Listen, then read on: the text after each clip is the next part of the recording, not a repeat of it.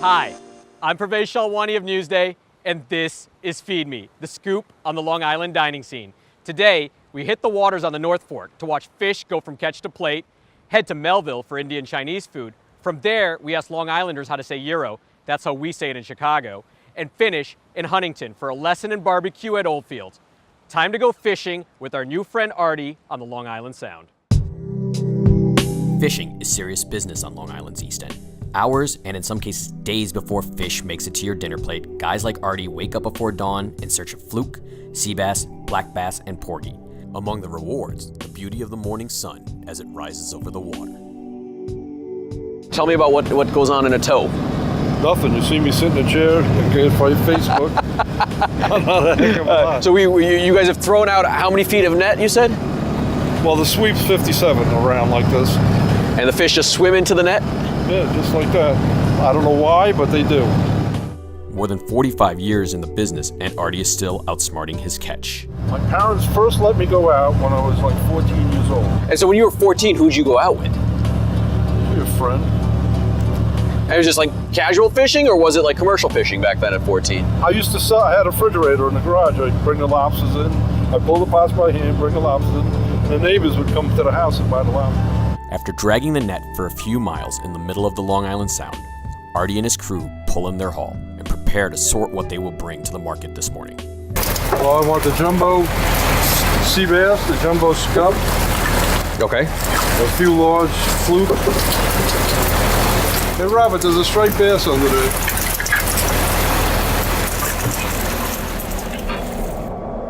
The fish are measured and weighed to ensure they meet state requirements. Those that fall short are tossed back into the sea. Most of the day's catch will head to the city, but some of the best of what he catches that day will be set aside for local guys like Charlie at Southold Fish Market. Charlie has developed a rapport over the years with local fish guys. Being the owner of one of the best places to eat and buy fish on the island, Charlie is known to hold fishermen to the highest of standards, but also to pay top dollar in return. Artie's actually one pushing for a lot of regulations and stuff like that. For New York to have better regulations. So that's the stuff he brought in for you today? Mm-hmm. You know, we'll get, like the striped bass, the guys will bleed them, where it takes the blood out of them. I think actually he bled those too because there was blood. He did, all I over. saw them doing them, yeah. So, so those stupid little tricks of doing that makes that fish that much better. Right. So it looks nicer in the case, it holds up nicer, it eats, getting the blood out of the fish, it makes it eat better. So it's just like one of those It makes it what better? It eats a lot better. It doesn't have the blood inside a fish actually makes it fishy. Right. So if there's no blood in it, that's why like the guys that eat sushi and stuff, they want all their stuff bled. They want all the blood out of it. For the simple fact that that's what makes it strong. Right. So. Han Solo and Carbonite. Han Solo and Carbonite and Boba Fett. Yes, every day I ask him, what are your socks? We're a chef's coat. Don't ask me about my socks. Something fun. You taking my fish? The thing I love about the guys that Charlie works with is that they're mostly from the traps. And if you're going to serve fish raw, trauma doesn't translate to serving raw fish. And traps are the least amount of trauma.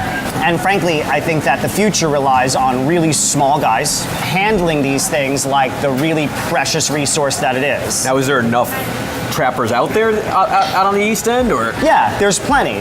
So how many fish sometimes you end up touching before? I touch them all. I'm a weirdo with the fish. I'm obsessed. And that's the thing about Charlie, is that he really lets... So does Charlie just look the other way while you're doing this? He does, and then he makes fun of me as much as he can. But he allows this, and that's why we have such a good relationship. He knows what a freak I am. He knows how obsessed I am, and I know that he also feels that same freakish obsession with freshness, with having the best product. He's got the best toys. Who doesn't want to play with Charlie?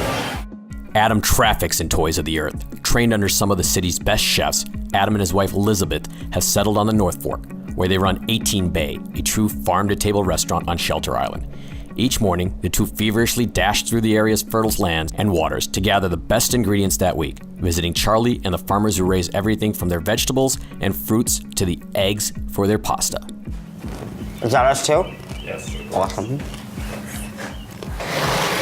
What a nice way to bring in the weekend, huh? Not terrible. We'll text you tomorrow. Yes. Or tonight. Their product is like, it's unbelievable. I mean, these are their snow peas. ramp flowers. I'm gonna taste one. Who's cultivating ramps? Much less do you get Ramp ramp flowers, flowers, right? Their focus on detail is overwhelming. It's the playground for us. We're in the sandbox with these guys. By lunchtime, the two have boarded a ferry bound for Shelter Island, where the rush will be on to make pasta, clean fish, and prepare for the night's 3-course tasting menu. The striped bass will be turned into a crudo, the sea bass into crispy fillet. The zucchini flowers will be stuffed with cheese, battered and delicately fried. So when you get to Charlie's Fish Market, you see these guys lined up, and they've got those aquamarine blue faces. That's what you're waiting for. Right. This is what gets us out of bed in the morning. We know these guys are waiting there for us, and like I said, I don't want anyone else to get them. What does your wife say when you say things like, it gets me out of bed in the morning is the fish? She knows who she's marrying. She's getting out of bed for pasta, and I'm getting out of bed for fish. So, that's why we're here doing this restaurant. Elizabeth and I moved out east to be closer to the producers. When we were in Bayville, we would take our day off and we would drive out here, and we would fill up the Hyundai like we still do. And we would, go back, and the trips got longer and longer, so we could spend more and more time, and we ultimately realized that this is where we wanted to be. Charlie was joking. He can gut these a lot faster than you can. If Charlie watched me cut fish, he would have an anxiety attack. It's a little unfair, because I have thousands and thousands of dollars in Japanese knives that I'm committed religiously to honing, sharpening, polishing, and careful. Yeah, I know. And so Charlie somehow takes these white plastic handled knives and he cuts cleaner and faster than I do, while laughing at me.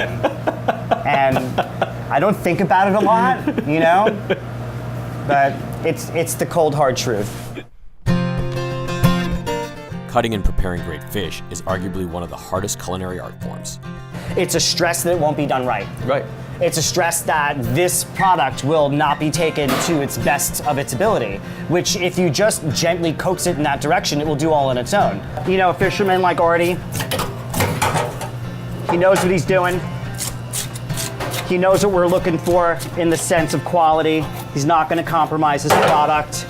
He takes immaculate care of his fish. And if I can continue to take immaculate care of them, then you're going to get an immaculate fish on the plate. Right. And that really starts at the boat. And how many of them come in here and eat? Couple. Okay. Couple here and there. Not as many as I'd like, We like that. We like it when the fishermen come in. We love it when the farmers come in. We show them where their babies go and they graduate. We think of ourselves as like college for vegetables and fish. You're finishing school. Right. You raise them, you bring them here, we send them out into the world the way they're supposed to be, right? So starting from top left, we have a little watermelon and chioga beet salad with a little Thai basil.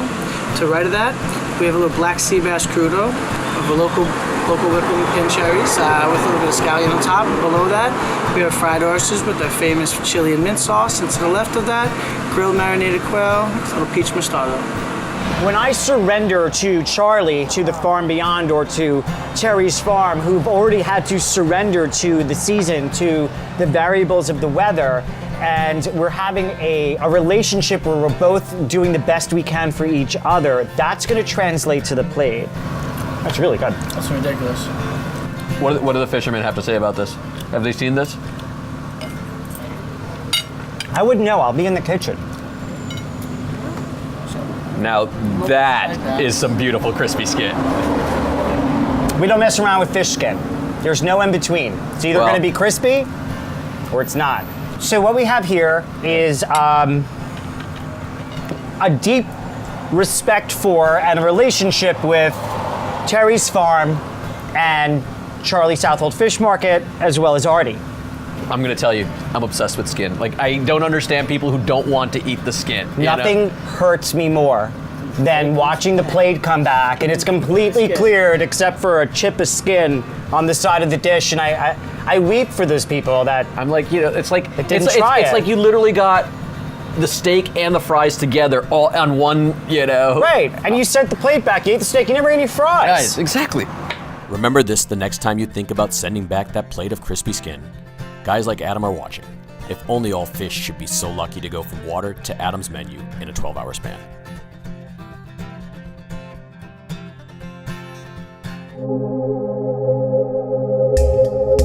We are here in our Melville location, in Nanking, Melville, and Hilton Hotel in Huntington. We are serving Indian, Chinese, and Thai. Our Indian and Chinese is not traditional Indian Chinese, it's Asian fusion.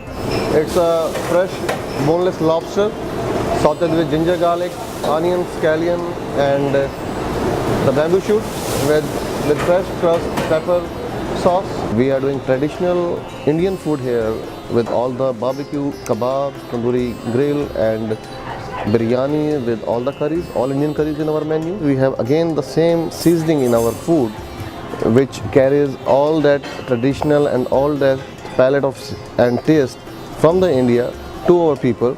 It gives the same seasoning and same taste what we have in our back home in India.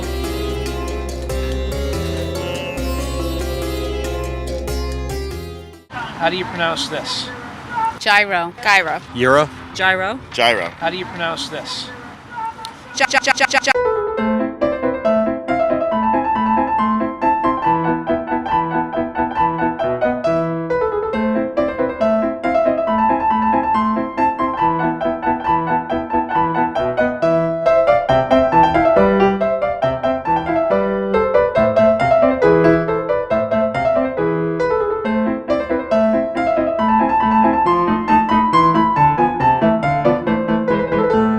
Gyro's cool, that's how it's spelled in English, in plain English. So I'm okay if you just come up and say gyro. If you go in the variation between, I think you should just say, if you're gonna say gyro, which is Greek, say gyro. If you're gonna just straight up American English, just say gyro. So here we make our gyro or gyro with pork, which is the traditional Greek gyro. We make it very traditionally. We get the meat, it's never frozen, we have no freezers, no can openers, no microwaves. We butcher the meat, we marinate it, we stack it, and we cook it in the rotisserie. Gyro means to spin. Or, the word gyrate, like, you dance, you gyrate your hips or something like that. It's really a word, to gyro, spin. Gyro means to spin. Gyro means to spin.